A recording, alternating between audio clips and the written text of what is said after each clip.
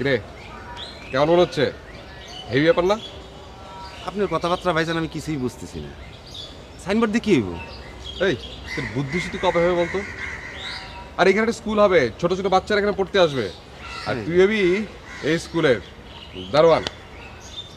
আপনি ভাইজান আমার সবসময় খারাপ কামে লাগান।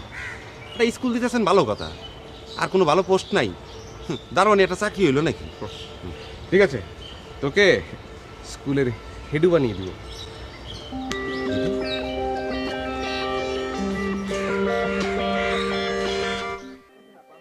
Stella featuring next level.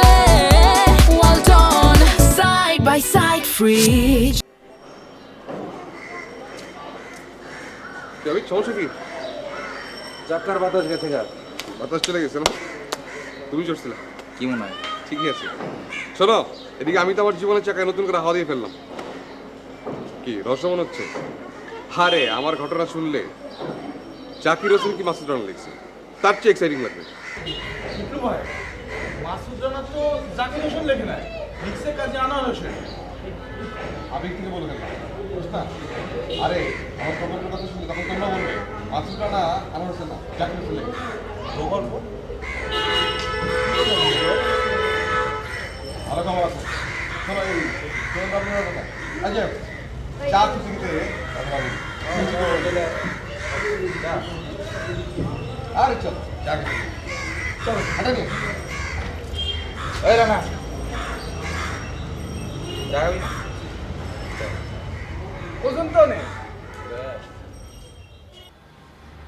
বলো কি হিটলু ভাই, একেবারে ফুল ছাত্র পড়ানো কম ঝামেলার কাজ না। শোনো, তুমি যদি ভয় পাও কেটে পাও, কিন্তু এই প্রজেক্ট চলবেই। হ্যাঁ, তোমরা কিন্তু আমাকে বলেছিলে যে আমার যে কোনো কাজে তোমরা আমার সাথে আছো, সেই জন্য বলো, নাহলে তুমি বলতাম না। না না হিটলু ভাই, আমরা যে তোমার সাথে থাকবো না এমনটা বলছি না, বাট এই যে পড়ানো তারপরে এই যে স্কুল যে ব্যাপারটা আছে না, অনেক ঝামেলার, তো তাই সাধু ভাই বলছিল।